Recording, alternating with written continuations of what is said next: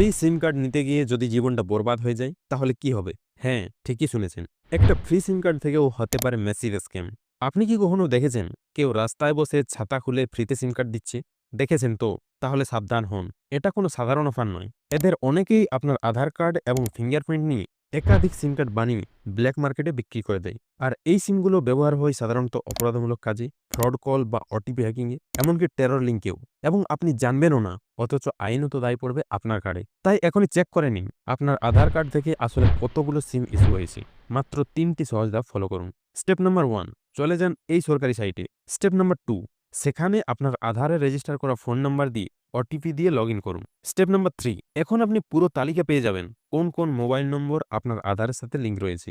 যদি কোনো নম্বর চিনতে না পারেন তাহলে সাথে সাথে রিপোর্ট করুন, কারণ ভবিষ্যতে ওই নাম্বার দিয়ে কিছু বেআইনি হলে দায় পড়বে আপনার কাঁধে। আজই এই কাজটা করে ফেলুন এবং নিজের পরিচয়কে স্ক্যামারদের হাত থেকে রক্ষা করুন। বন্ধুদেরও জানাতে ভুলবেন না। ভিডিওটি শেয়ার করুন এবং সচেতনতা ছড়ান।